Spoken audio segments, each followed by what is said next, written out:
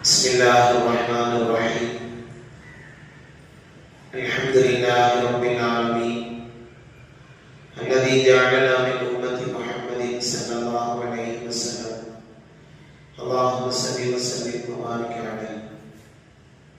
قال الله تعالى: يا أيها الذين آمنوا إذا قمتم إلى الصلاة فاغسلوا وجوهكم. وقال تعالى: ما يريد الله ليجعل عليكم من حرج ولكن يريد ليطهركم وليتم نعمته عليكم لعلكم تشكرون. ஒதுவுடைய சிறப்பு தொடர்பாக பேசப்படுகிற பாடம். ஆரம்பமாக இறைவசனத்தில் அல்லாஹ் கூறுகிறார்: இறை விசுவாசிகளே, நீங்கள் தொழுகைக்காக வேண்டி தயாரானால் உங்களின் முகத்தையும் உங்களின் இரு கைகளையும் முழங்கை வர கழுவிக் கொள்ளுங்கள்.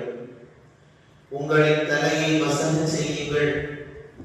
மேலும் உங்கள் கால்களை இரு கணுக்கால் வரை கழுவுங்கள்.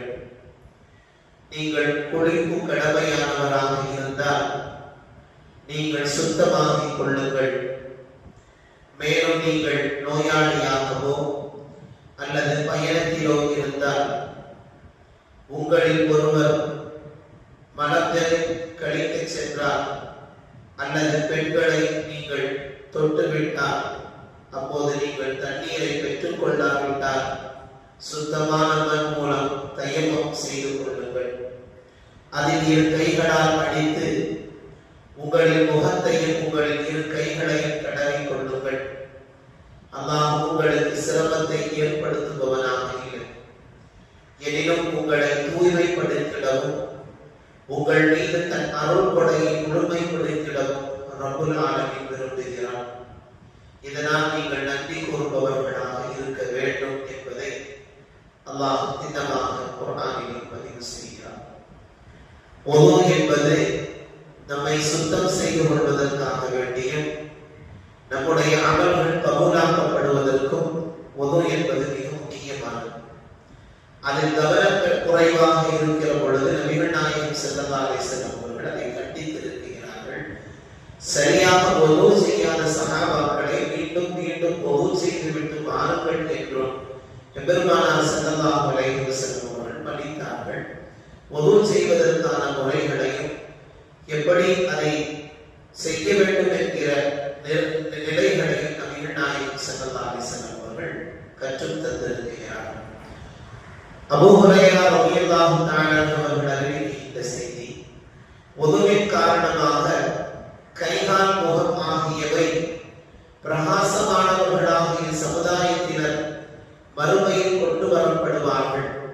அந்த பிரகாசத்தை தனக்கு அதிகமாக்கிக் கொள்ள உங்களில் ஒருவர் சக்தி பெற்றால் அவர் அதை செய்து கொள்ளட்டும் என்று பெருமானார் ஸல்லல்லாஹு அலைஹி வஸல்லம் அவர்கள் கூறினார்.